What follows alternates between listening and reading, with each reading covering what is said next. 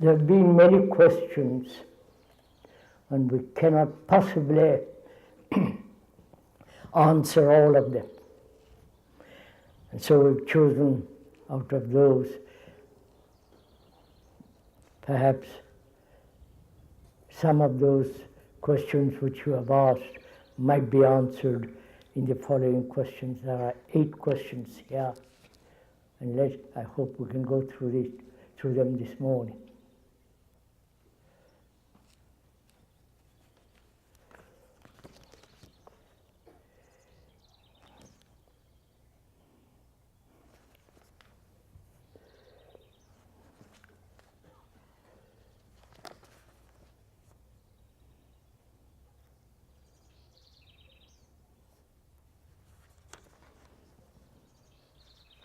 I suppose I have to answer all these questions.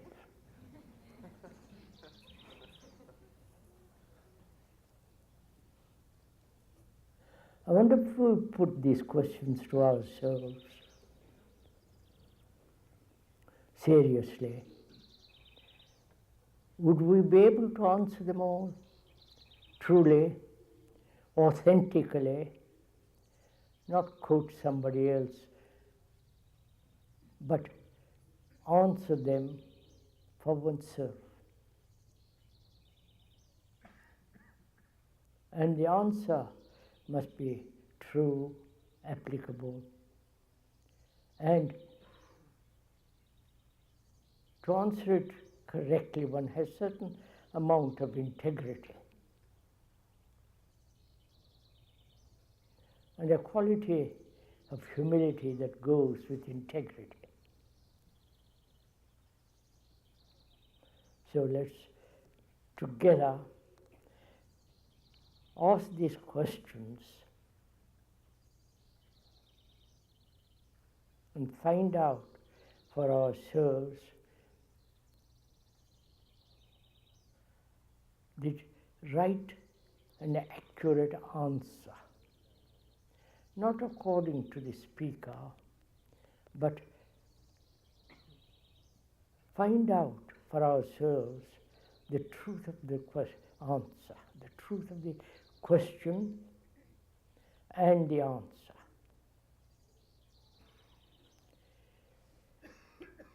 Imagination and words are the tools that man uses to function in life.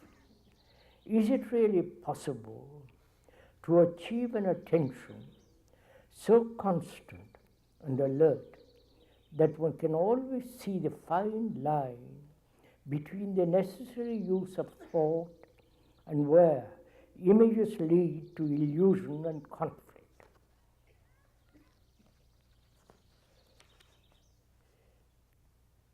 I hope this question is not too intellectual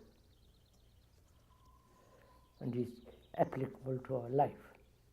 Imagination and words are the tools that man uses to function in daily life. Is it really possible to achieve an attention so constant and alert that one can always see the fine line between the necessary use of thought and where images lead to illusion and conflict?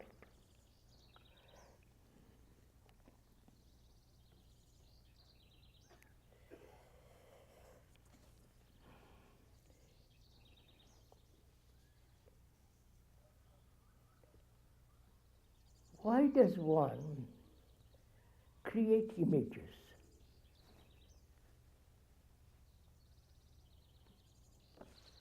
About others, about oneself, have images about others and about oneself, and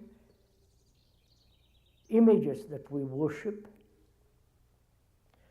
the symbols that we think are sacred, the whole network of philosophical construction of words, ideas, and ideals, and so on. Why do we always create images?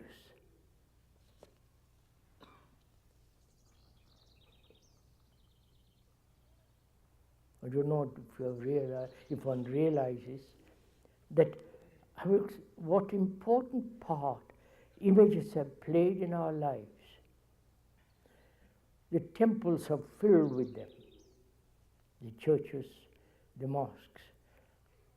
In the Islamic world, the mosque has no images, but beautiful writing, which is a symbol of the same thing. So why does man create images? Either by the hand or by the mind, by the brain. And the questioner wants to know, is it really possible to achieve an attention so constant and alert that one can always see the fine line between the necessary use of thought and where images lead to illusion and conflict?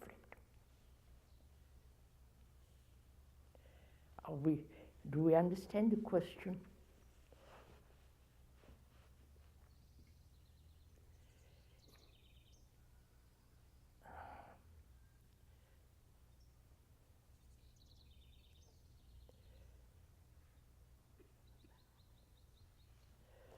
I'm not quite sure I understand it myself.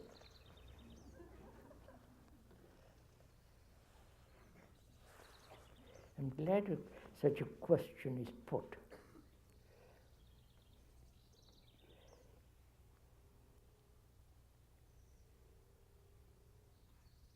See, we always use words to communicate. There are many means of communication to each other, through words, through a gesture, through a look, through a slight movement of the head. There's always this communication going on, either through words and so on. And words have played an extraordinary part in our lives.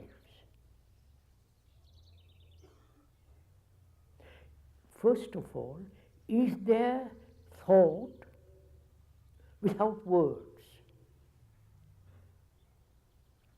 without images, without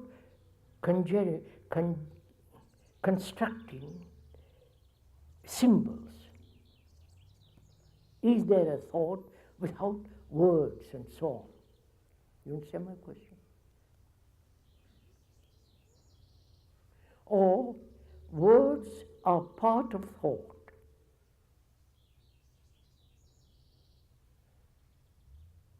And if one observes, our whole mode of thinking is a network of words, symbols, ideas. Right? Are we moving together? And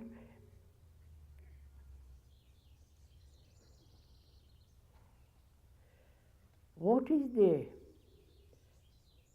division, the questioner asks, between thought, necessary use of thought, necessary use of knowledge, skill, born of knowledge, and the line between that and the image making that leads to various forms of illusions and conflict. Are we understand the question together?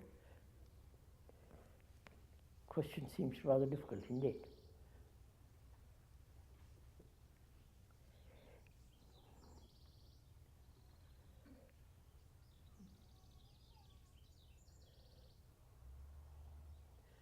Are we asking where is the line between thought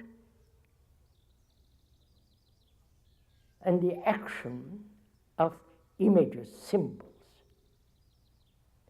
Are we asking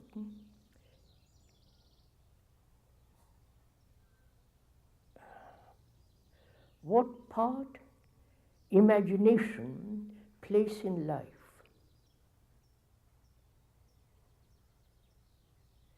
Is not imagination necessary?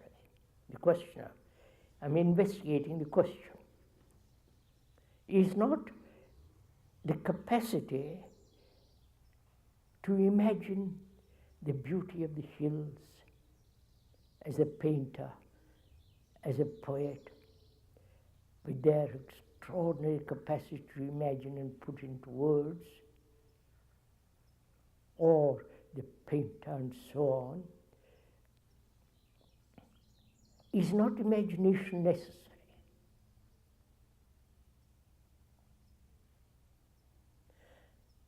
And does imagination play a part in our daily life? And if it does, is that imagination put together by thought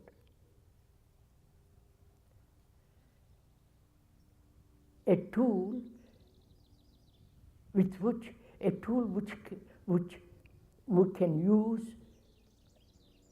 skillfully? You're following me, right? Is it too cold? All right. A poet, a writer, a painter, a sculptor, and so on, they must have imagination, otherwise they can't write it.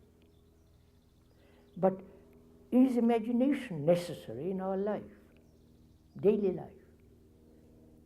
Or imagination prevents, or fancy prevents the actual perception of what is going on?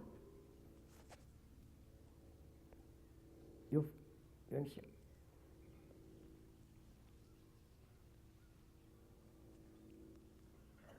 Is it not more important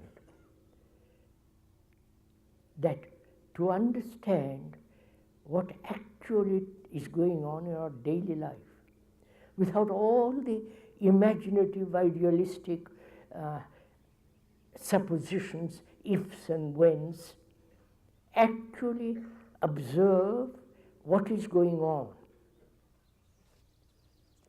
Isn't that far more important than having great imagination?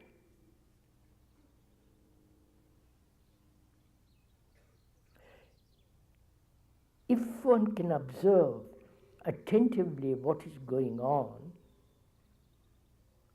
then that very attention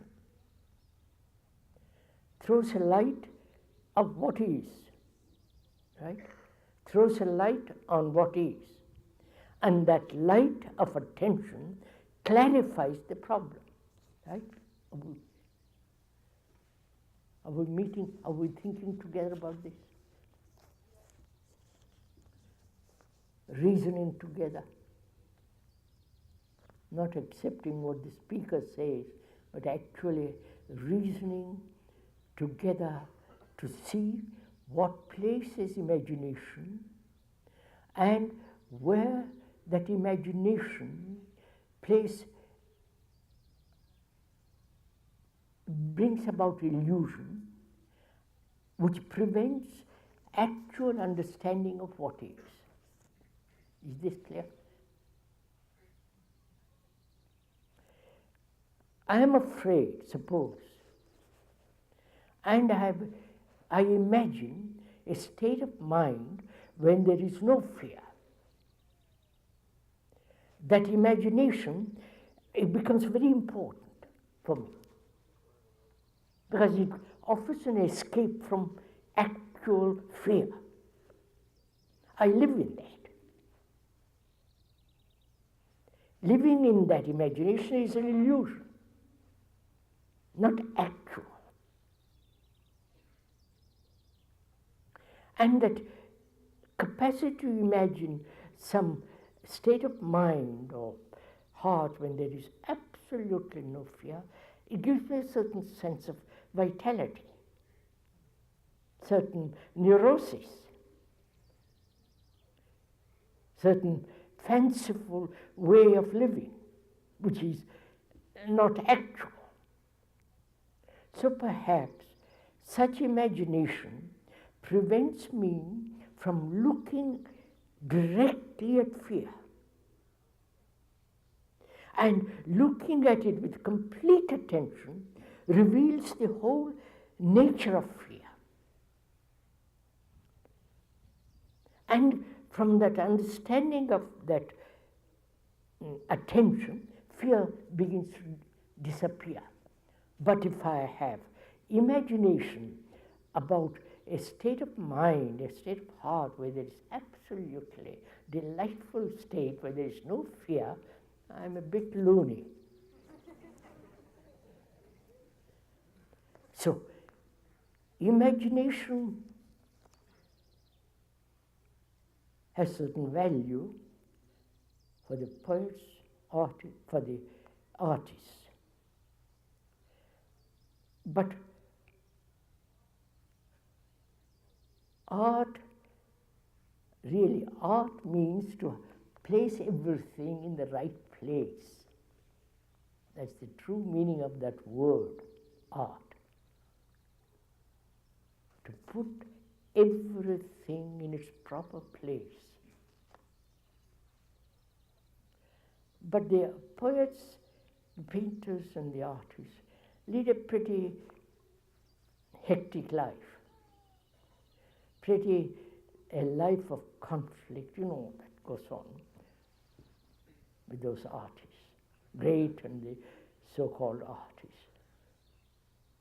So we are concerned with life in our daily life. And the question I ask, is it really possible to achieve an attention so constant and alert that one can always see the fine line between the necessary use of thought and where images lead to illusion? You understand now the question? Right? Do you understand the question? Where to draw the line between the necessary use of thought and where images lead to conflict and illusion.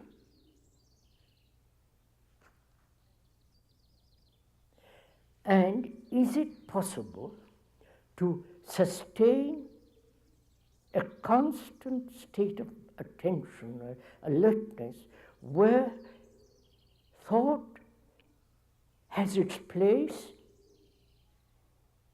which is skill, born of knowledge as a carpenter, plumber, scientist, and a state of mind that is constantly in total attention?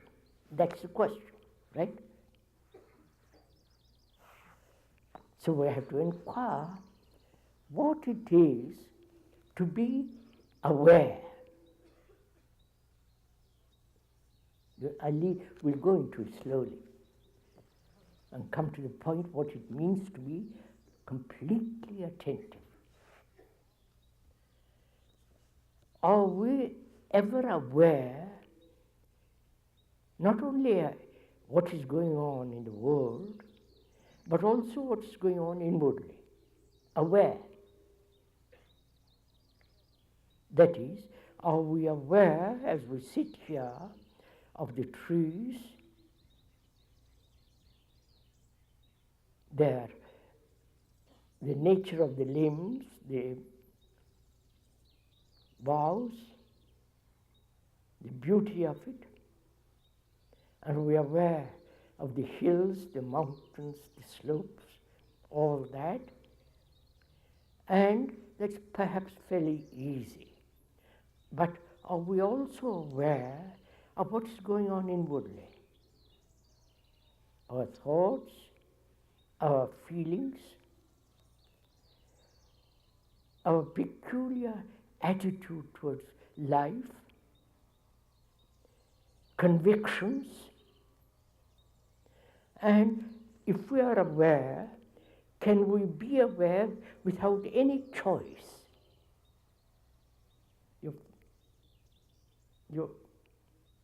Are we following each other?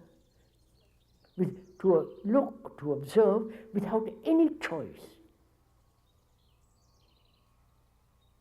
Right? Is that possible? It is possible only when we understand how choice has become very important in life. Choice of profession, choice of jobs, choice, so-called women and man, choosing. Choice of so many things. You choose between this material and that material. So choice plays a great part in our life. Right? That's clear, obviously. A better tailor, better shirt, you follow the whole business of it.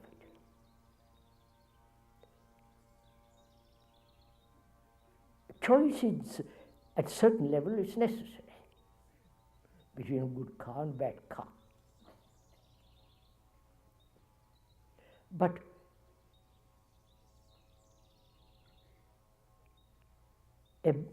when there is choice psychologically, inwardly, does it not indicate confusion? Please look at it for a moment. If there is clarity, there's no choice. Right? I wonder if you see that. It's only when we are confused, uncertain, we begin to choose. Right? Isn't this logical? But is it very difficult to be clear?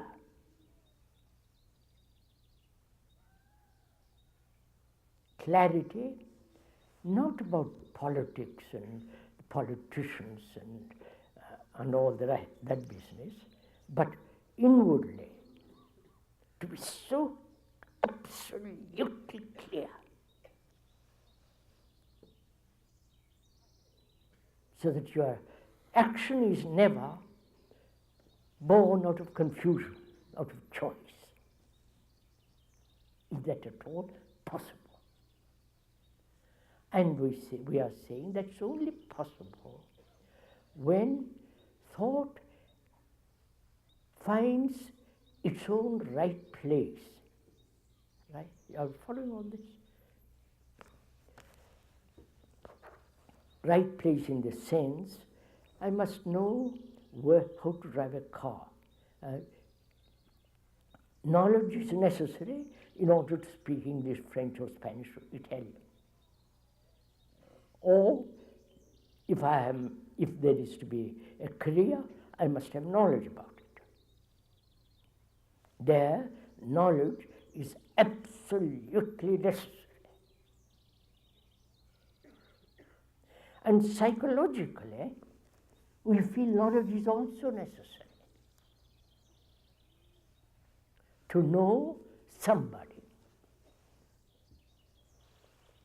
to know your wife or your husband, to know.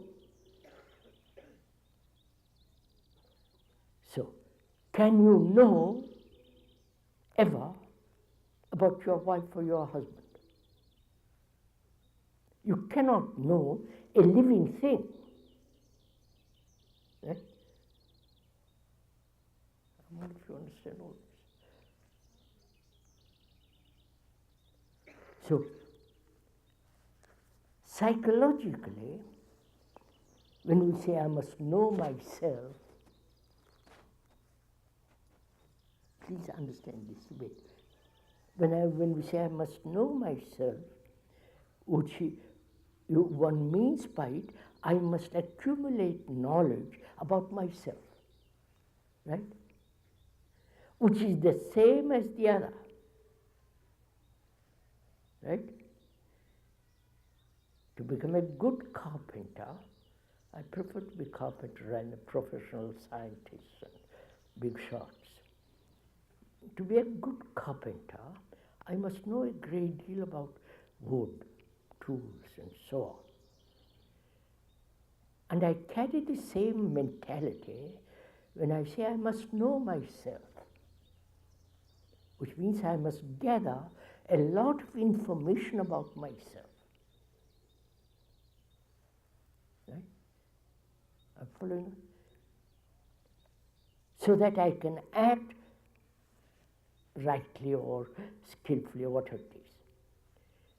So, can I know myself ever completely according to knowledge? You follow this? Or myself is so subtle, so constantly changing, moving, active. It's never the same, right?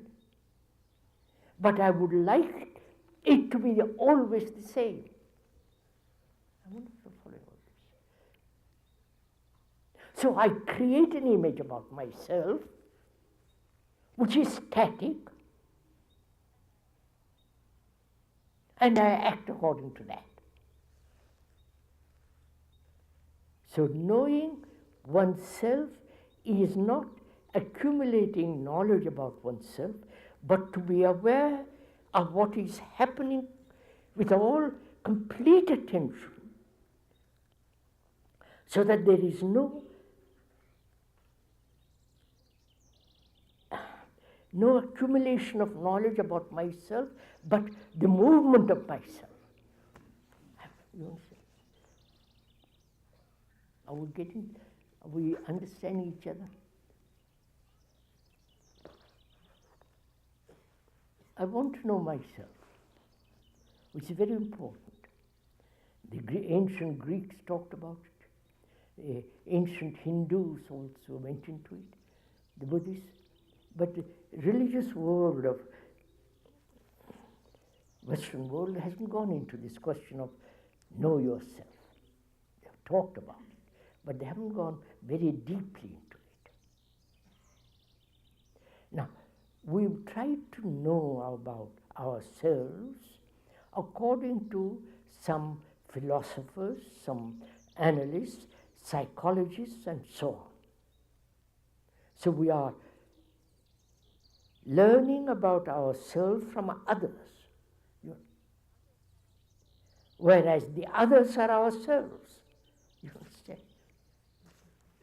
I wonder if you see this. Vous avez compris?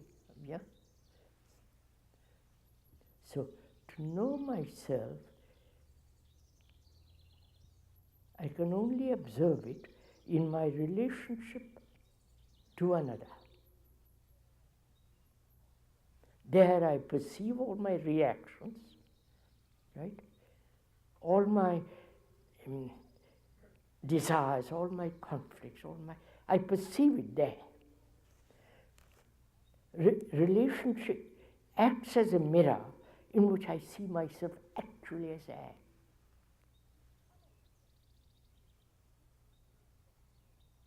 If we make that mirror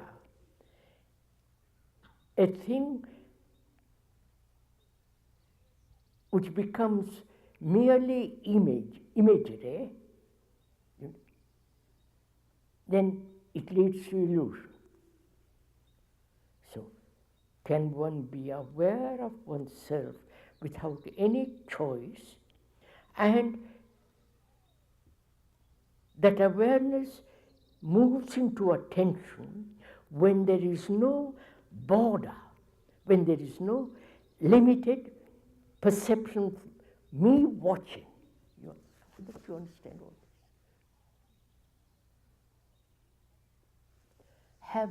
Has one ever given attention, complete attention to anything? Now, are you now listening to this speaker, Puchab, are you giving complete attention to what you are hearing?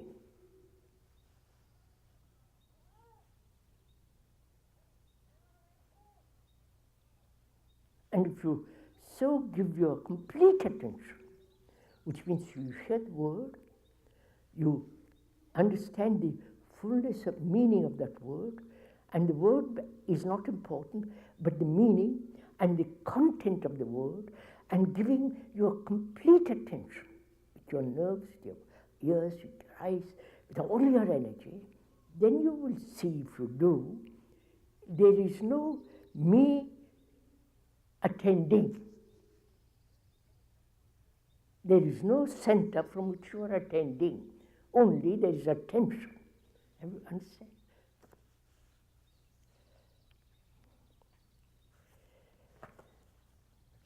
So, it's only, there can be constant alertness and attention when one has really understood very, very deeply the nature of thought, which we have explained a dozen times.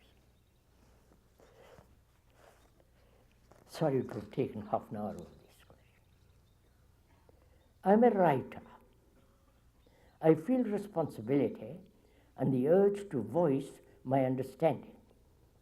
Yet I know my understanding is imperfect. What is right action for one who sees or understands something and is in a position to be heard, but whose understanding isn't total? I'm a writer. I feel responsibility and an urge to voice my understanding. Yet I know my understanding is imperfect, limited. What is right action for one who sees or understands something and is in a position to be heard, but whose understanding isn't complete, total?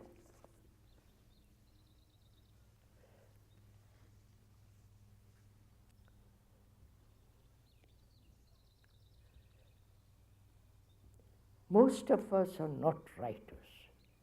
Most of us are not in a position to be heard by the public, by many. But I've heard certain things from the speaker or from my own perception, from my own watchfulness of the world and so on, and I see my understanding is limited. And what am I to do in my life when my understanding is imperfect? I must act, right? I must do. But my understanding of life is very limited. Right? Now, is that a fact? Or I say my understanding is limited. You're following this? Is it an actual fact that my understanding is limited? You're following? Then if my understanding is limited and I realize actually it's limited, my expression will be as limited, incomplete as my understanding. I've heard the speaker for many years, unfortunately, and I've gathered some things from him. And I know it's incomplete. It's not a total comprehension of the whole of life. But it's limited, my understanding. So I know it's limited. I'm not pretending that's not limited. I am acknowledged to myself that's limited, and so I express myself in a limited way, and I acknowledge its limited way. You understand what this is? There is no pretension about it.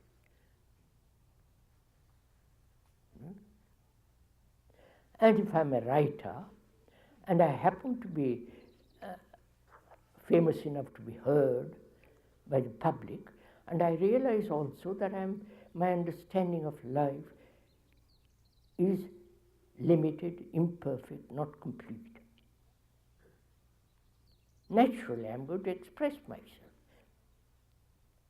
because I'm a writer. I want to be heard. And I also say to myself and to the audience who are going to read, my understanding is limited. You understand what that all means? The public wants everything complete, right? They want somebody who says, I understand the whole of it. And if a writer says, look, my understanding of life is limited, his publisher,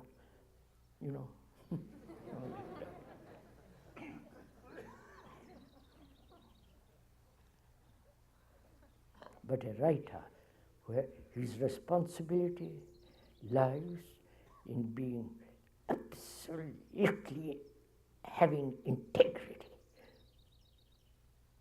That's where his responsibility is. I don't know if you're following all this. I'm not saying the questioner has not integrity. But, sir, to be honest, having integrity, there one can be total, complete. To have complete integrity without any pretension, without any double talk that demands, you follow, humility, modesty, and a certain clarity.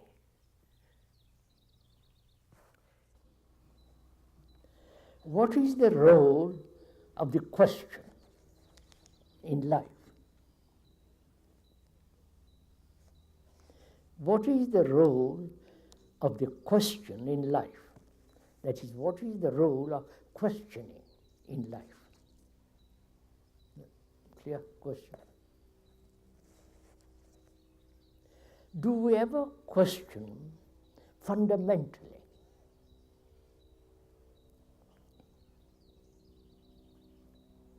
Or only superficially? Or only when there is some kind of trouble, then we begin to question. But that questioning is trying to find an answer to the problem. And the questioner wants to know what is the role of always questioning. Has it any importance?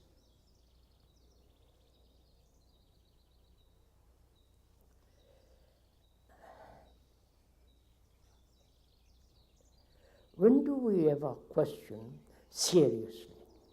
Apart from a crisis. You understand? When there is a crisis, when there is a trouble, when we are in pain, suffering, and then we begin to question.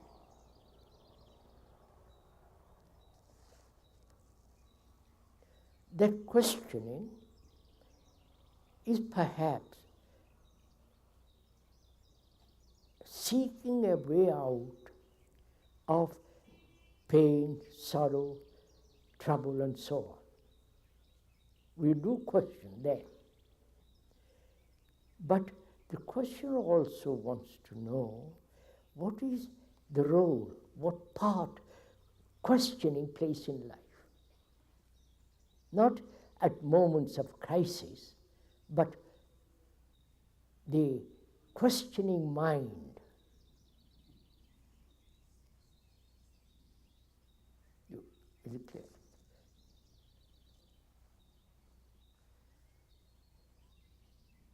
Do you ever question,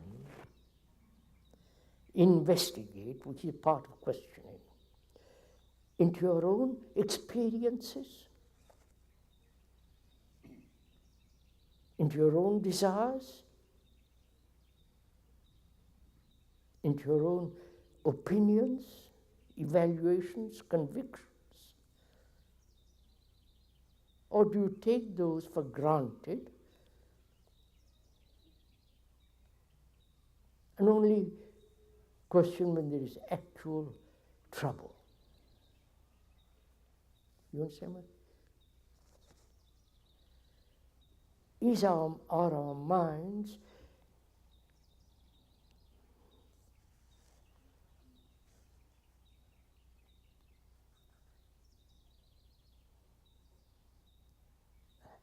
inquiring, watching, recollected, aware, or only superficially? And is not questioning important? Questioning your beliefs, your faith. You know what would happen if you question your faith? Especially in the Western world. You understand? Your religious faith, if you question, the whole thing would collapse. And is one frightened to question? So when the mind, the brain especially, is always seeking a position of safety.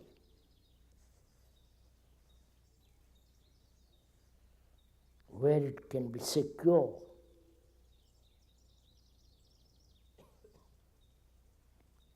I don't know if you observed all this for yourself. A child needs to be secure.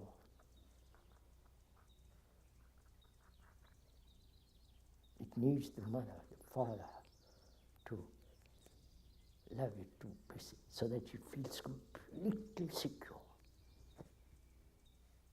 protected.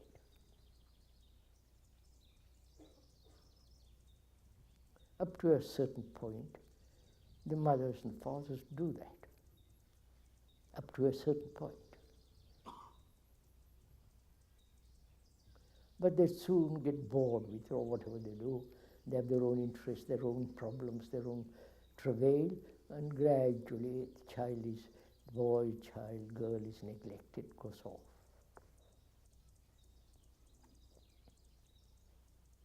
So one discovers the brain needs security to function, right?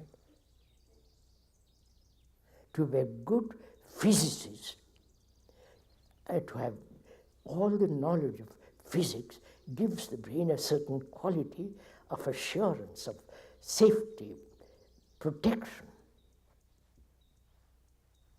Right? And the more you question along that line, the more you learn, the more safe it becomes. Are you following? Right, come on, sir. We understand all this.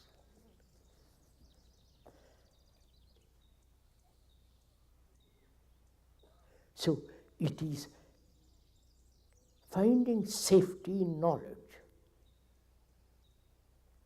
Right? That, like a good surgeon,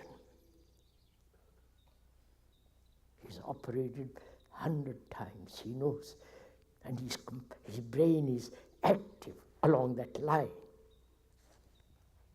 secure, gives money, position, all that. So it gives the brain a certain quality of limited security. Right?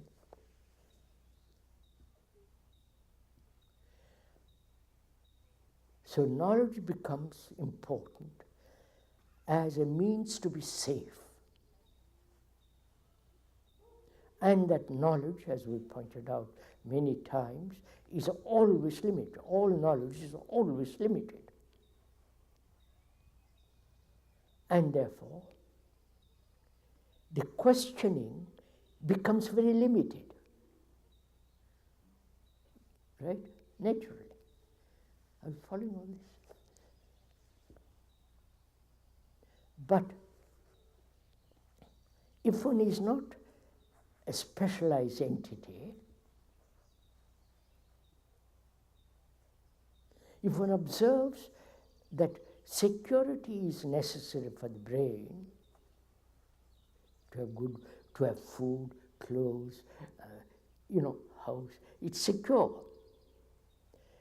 But having that security, physical security, the brain demands psychological security. Security in relationship, security in ideas, security in faith, and so on. We never question those.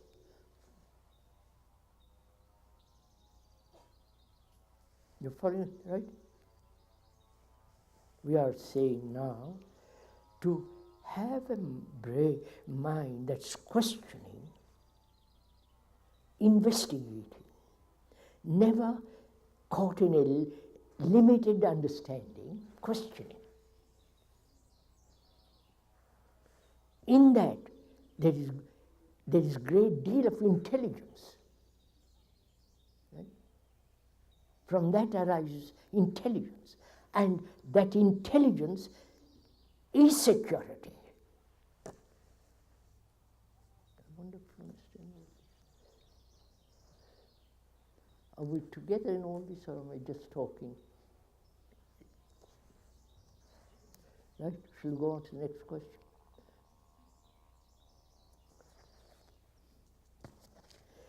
Life separates friends through death and physical separation. Is this separation the end of relationship, leaving nothing more than memory? Is there love between people only when they are physically present? Or can there be something more than thought when they are absent? Is all relationship momentary with no lasting bond?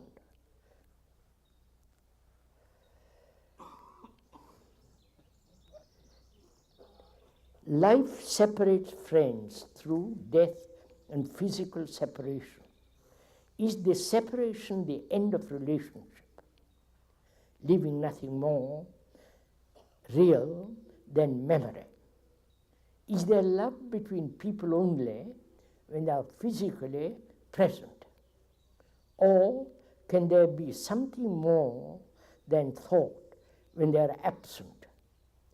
Is all relationship momentary with no lasting bond? Lordy.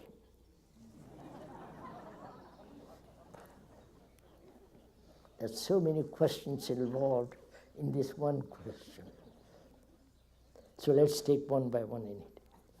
Life separates friends through death and physical separation. Is the separation the end of relationship, leaving nothing more than memory? That's an actual fact, isn't it? Right? I'm separated from my wife. Go off traveling. My wife remains in India or in Britain or here. And I think about her, telephone her, I write her, and so I keep a communication, right? It's based on memory.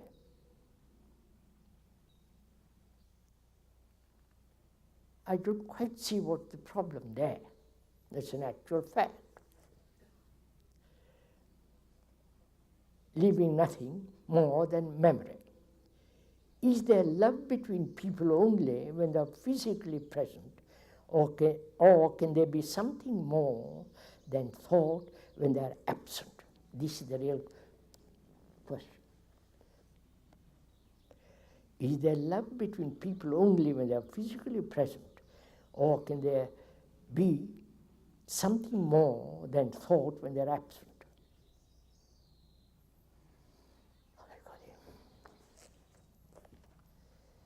Now let's go into it.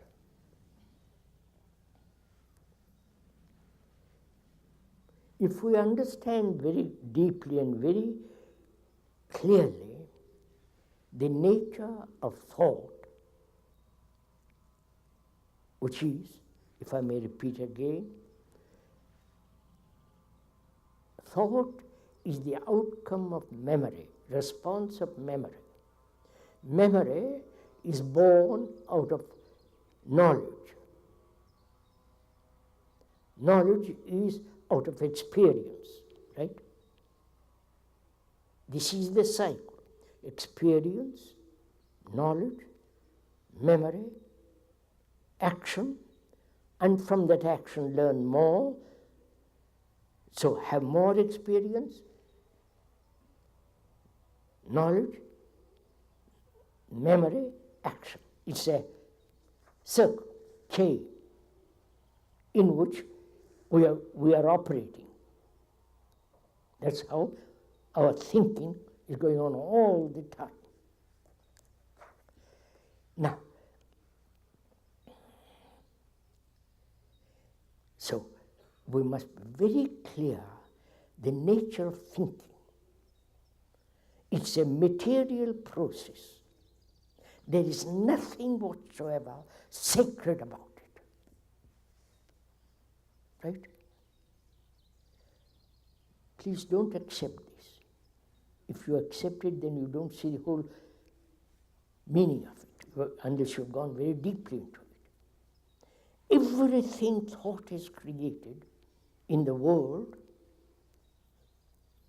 technologically, computers, all the rest of that, the atom bomb, all the things that the temples, the mosques, the churches are put together by thought, right?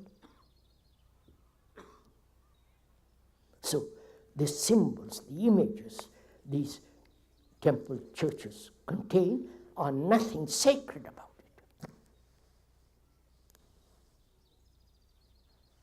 right? So, but thought makes, having created it, then thought makes it appear as sacred. Right? Examine it, please. Don't accept it. Don't get angry. Just look at it. And is the movement of thought love? That's what the question is asked. The question says, is there love between people only when they are physically present, or can there be something more than thought when they are absent? So if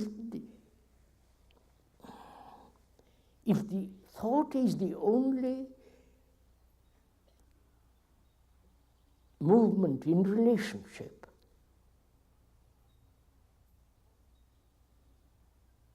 thought with its images about each other, if that is the only relationship that we have, then what place has love?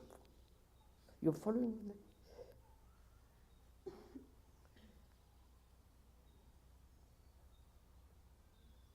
Is love the image that we have created about each other in that relationship, pleasant, unpleasant, all the travail of relationship? And in that relationship, when there is this conflict, each one acting separately, wanting to fulfill his own desires, his own lust, his own, and so on, each one separate and trying to fulfill in his own separate ways ambition, aggressiveness, greed, and you know all that goes on. Is there love? And then what is love? Is it put together by thought? Go on, answer all this. Is love desire?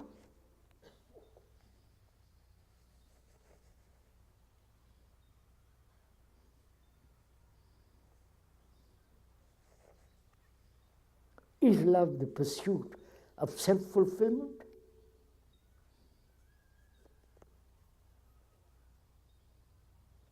Is love the pursuit of pleasure? You see, that's what's happening in the world.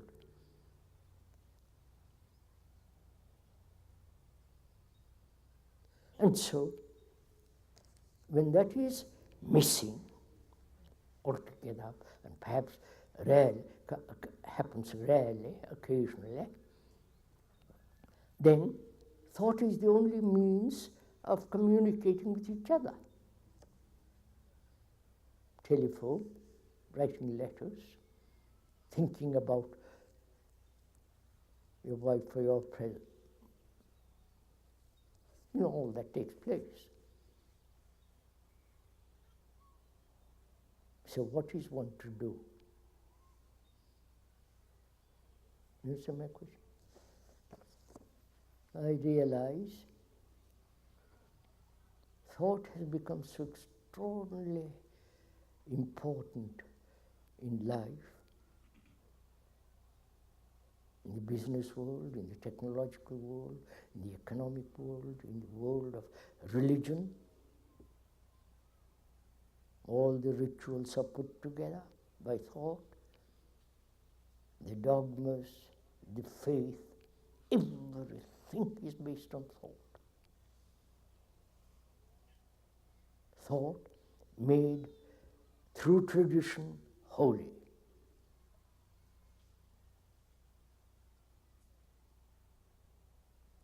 And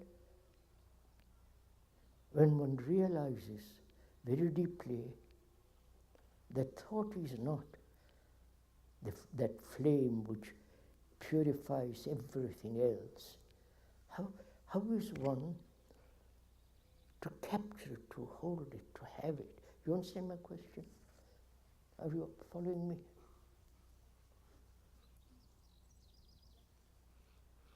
Now, that becomes a problem, right?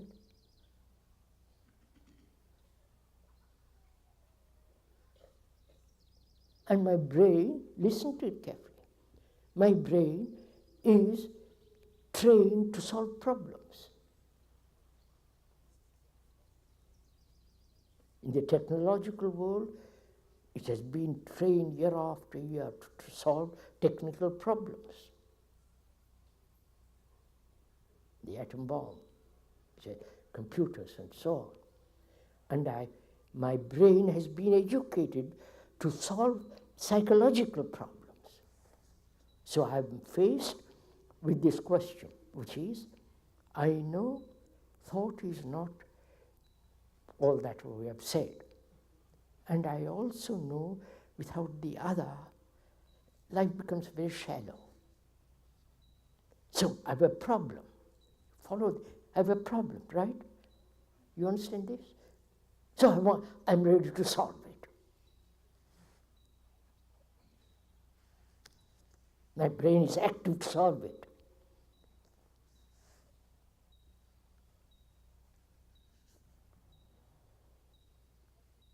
Whereas love is not a problem to be solved. You understand? The problem is not thought and love, but the problem is this tremendous egotistic, egocentric movement going on all the time. That is the real problem.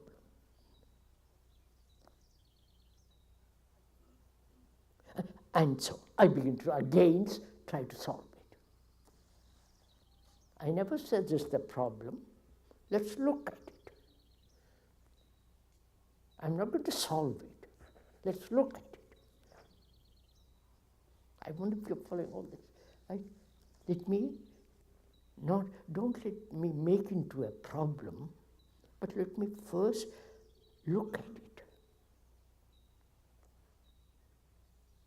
Let me look at the whole movement of thought, and also, as I don't know the other, perhaps I know it very rarely, like a beautiful flower which withers so quickly.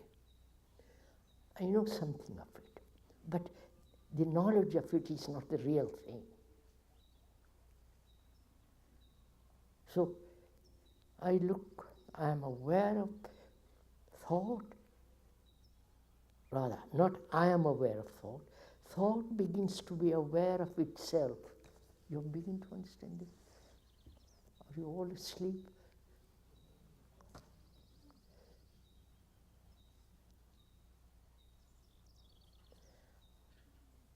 And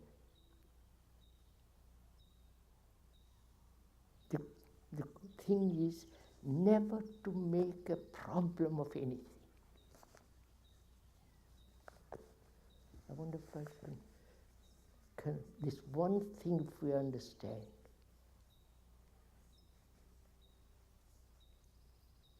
To have, see, only a mind that has no problems can solve problems. Vous avez compris? Have you understood? But we have so many problems, and we try to solve other problems. And so we keep on multiplying problems. So we never ask of ourselves if it is possible to have no problems.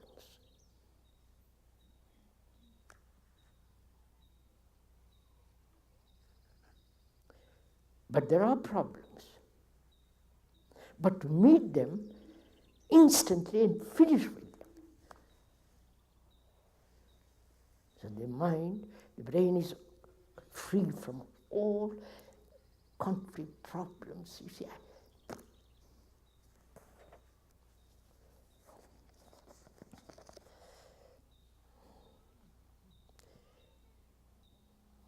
is all relationship momentary with no lasting bond? That's a part of the question. Sorry, I missed that. Is all relationship momentary with no lasting bond?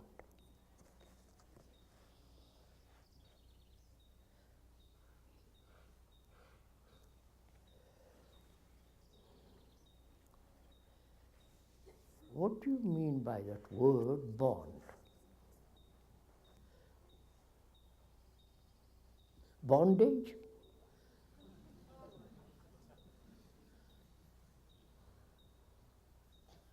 Depending on each other? Holding on to each other?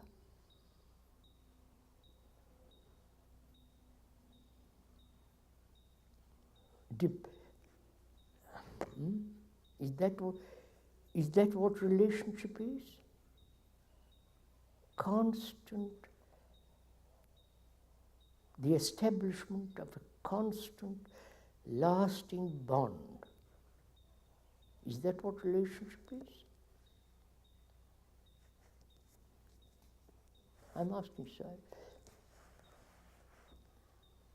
Or is relationship something entirely different?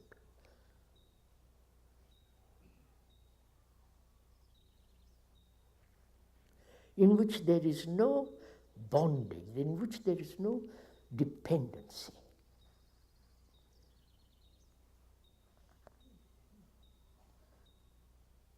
Which means deep inward sense of freedom and integrity, and you follow having this love. Then love is not bondage.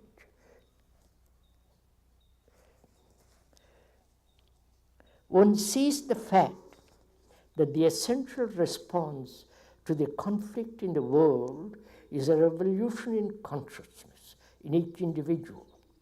But does this mean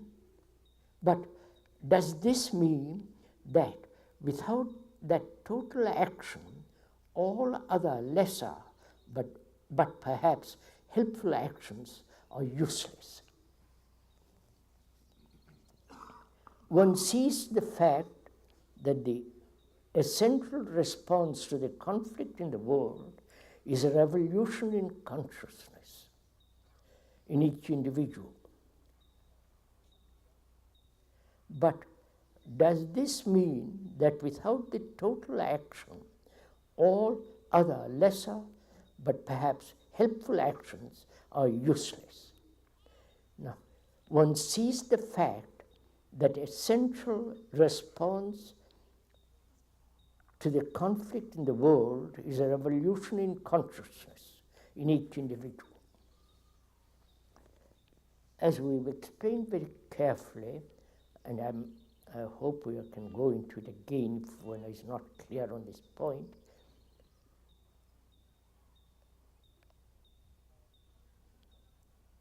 our consciousness with its content is the common ground of all humanity, right?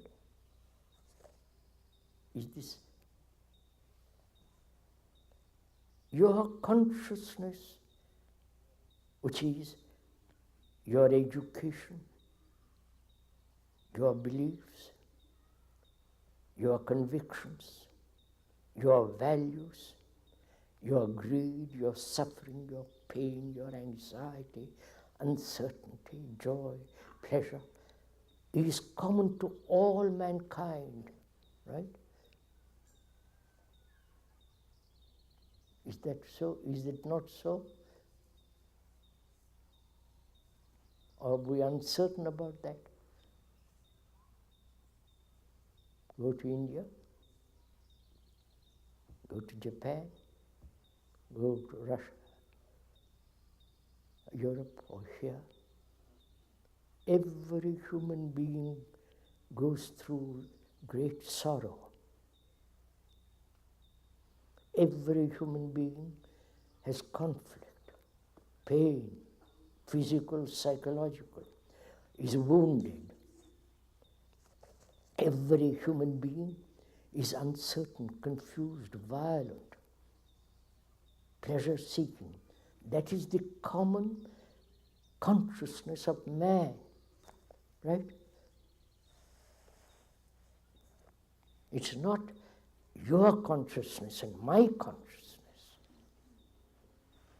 This is very difficult to see and to see this fact, because we are all so trained, educated, and we take delight in an illusion calling my consciousness is different from everybody else. Right?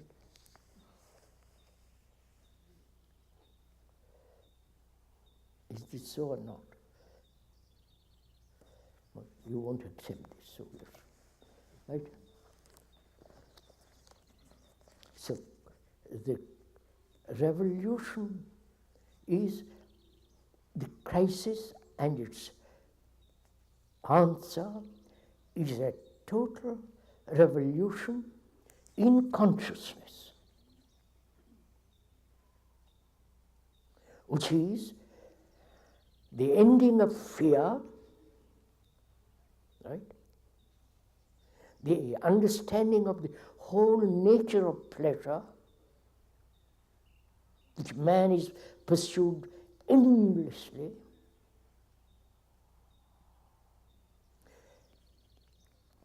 this sense of anxiety, uncertainty, desperate loneliness,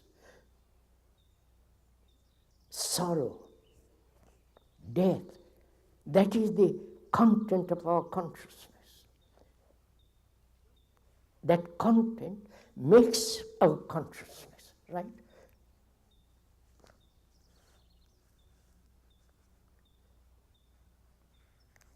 Then we go on from there. And is it possible to be free of its content?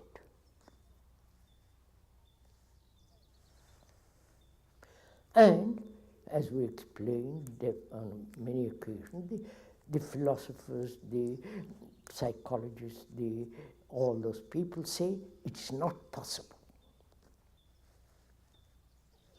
Human nature can never radically be transformed because mankind has lived for 5-10 million years, and look, he has not changed radically.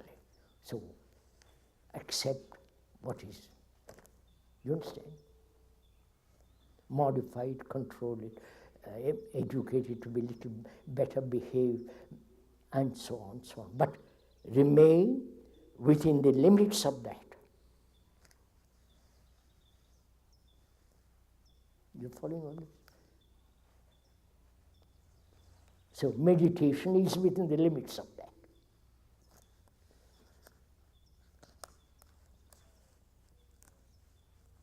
Seeking God, truth, is within the limits of that.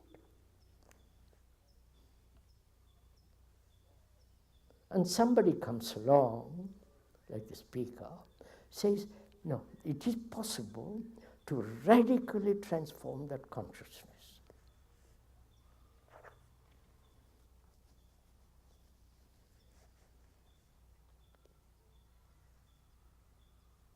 Which means, first,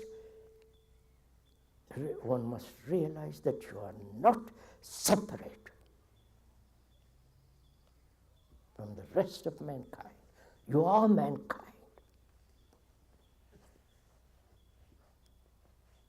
Therefore, you are not an individual. Right? See that you've already, that has already, if you see that it's already a revolution, right? No, you don't.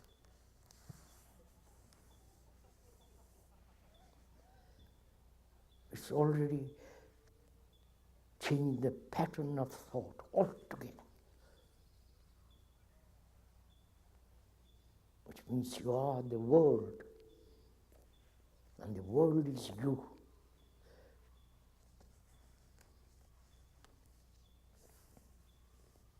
That's just not a theory, not an ideal utopia, but it's an absolute fact.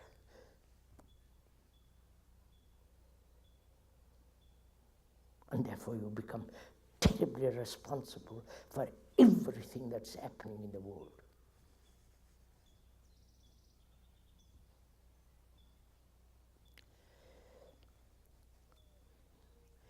But does this mean that without that total action, that total revolution, all other lesser and perhaps helpful actions are useless?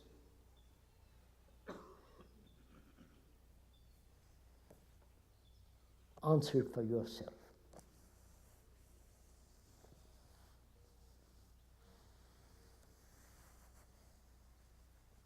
We never face the truth. We never face facts. We try to cover them up, run away from them. But when you realize that, you have, the next question is answered for itself.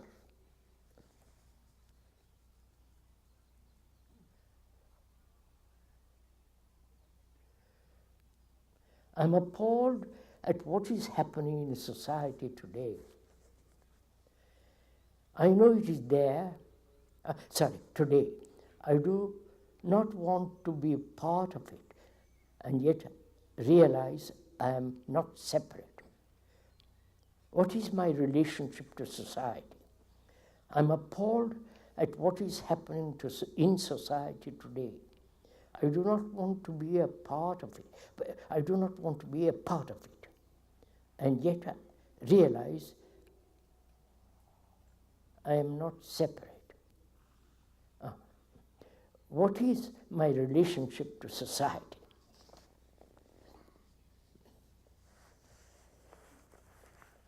What is your relationship to society? Why do you, if one may ask most respectfully, why do you separate yourself from society? Society is an abstraction, is it not? Society is put together by man in his relationship with another, right? But we have said, I am separate from society. And so I act upon society. I want to change society. Something abstract, it's not an actuality. Society's opinion, judgment, the economics, the political activity, all of that is part of what you call society. That society is built by us, my parents, grandparents, all the rest. It's built by us.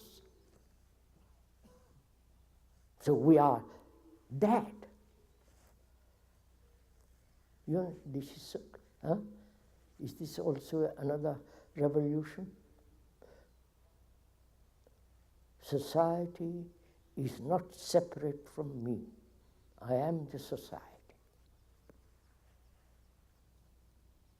I'm not saying this, the speaker is not saying this because he's a communist or any of that kind of thing. Communists have maintained this as a theory.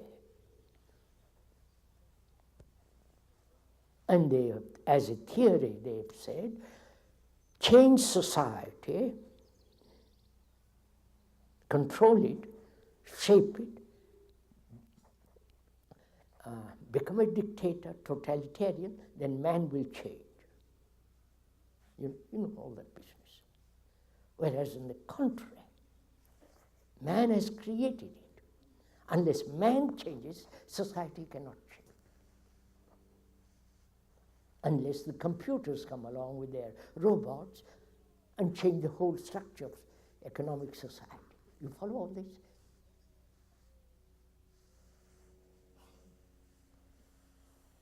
So one is not separate from society.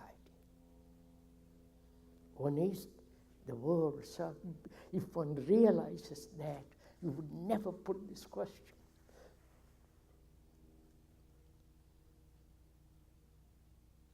Then the problem is, the question is, what am I to do? How am I to radically transform myself? That's the real question. How am I not to be self-centered everlastingly? All self-centered activity come to an end.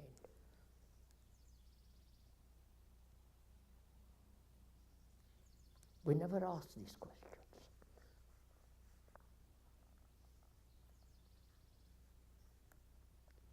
So, at your leisure moments, please ask these questions.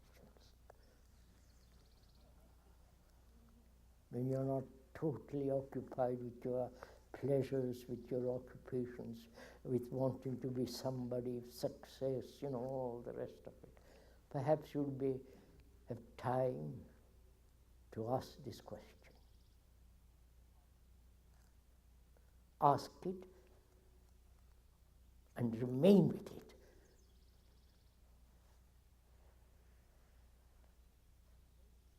Not try to find. Remain with the question.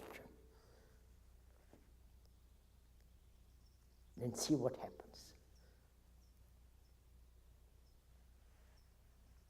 Because if you say, I must change myself, who is the man, who is the entity that's demanding change?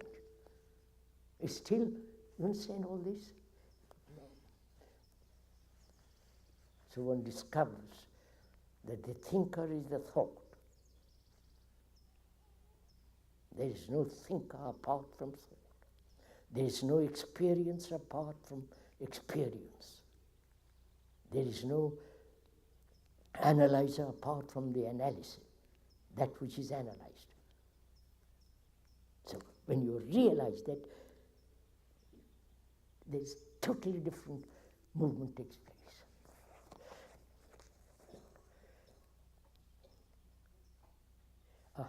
There is a deep root. Are you all tired? One last question. Thank the Lord. There is a deep root of violence in me. I know it is there behind my other feelings. How do I deal with it? There is a deep root of violence in me.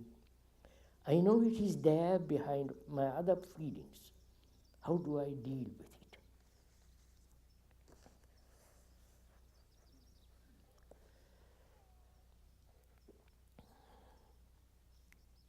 What is violence?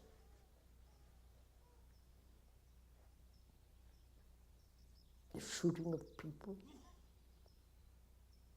is part of violence. The hurting of others is part of violence. War is the essence of violence. With its bestiality, cruelty, appalling things war does. And anger, hate, imitation is violence. Conformity is violence. I don't know if you follow all this. And is one aware of all this in oneself? That one is conforming all the time to a pattern, to an ideal, to a concept. Imitating, comparing oneself with another.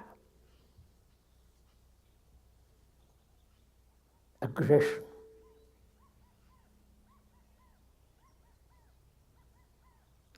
Is one aware of all this as violence, or only the killing of somebody with a gun? You understand? Is it not violence when you believe very strongly in something, another believes equally strongly about some belief, and you are trying to convert the other, and the other is trying to convert you? Conflict, is that not violence? This hectic propaganda that's going on in the name of religion, in the name of everything, is that not violence? You see, you limit violence only to a very small affair. So, what is one to do? The question asked. First, if one may point out, don't create its opposite, which is non-violence. Right? I wonder if you understand. Do you want explanation of this? That is, I am violent, and I have been trained, that's part of my habit, to say I must not be violent.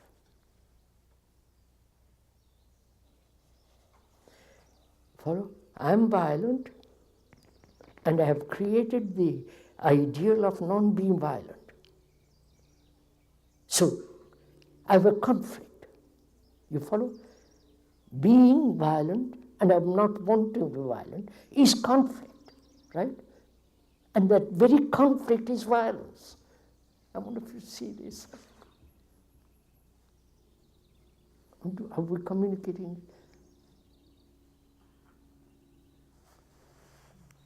So, the first realization is not to create the opposite. Right? Then I am faced with the fact, not with its opposite. The opposite has its roots in its own opposite, right? Come on. So I'm faced with the reality of violence, not with the idea I must not be violent, which is an illusion. It's not a fact. The fact is I'm violent. See how we have been trained not to deal with facts.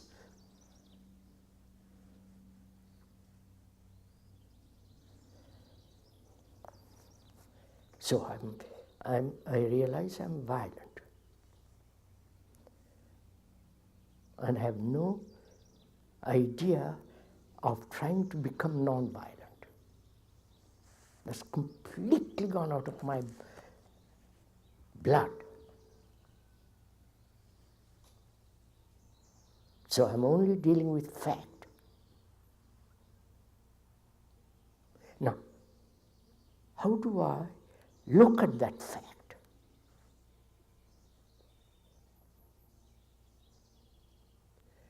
As an observer looking something to be observed, or the observer himself is violent. You get the point? I wonder if you do. Huh? Are we together in this? Come on, sir. Are we? The man, the entity, or the thought that says, I am violent, and it must be changed or transformed to something else, and the transformer is part of that violence. There is no separate entity, superior entity, who is not non-violent, who is peaceful. You understand?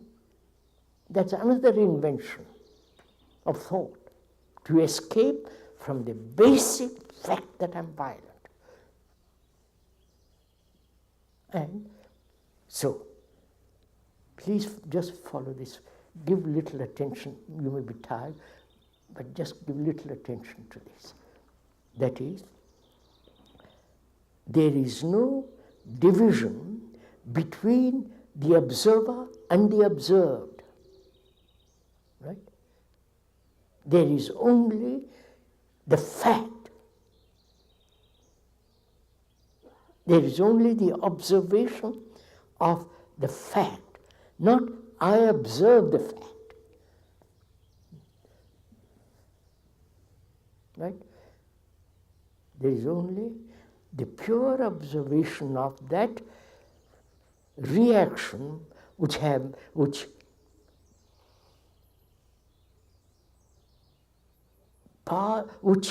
in the past, a word has been given to that reaction, which is violence. So I realize the word is not the thing, but the actual movement of that feeling, of that reaction. And I and that reaction are not separate. That there is only reaction. This requires, you understand, very close watching. Then you will see, when you come to that point, which is you are giving tremendous attention to the fact. There is attention of the fact, and that attention is like a light putting on something, and that dissipates the violence. Have you got it? No, not got it from me. See the fact. See how deceptive. It becomes so deceptive. It's so dishonest, all this.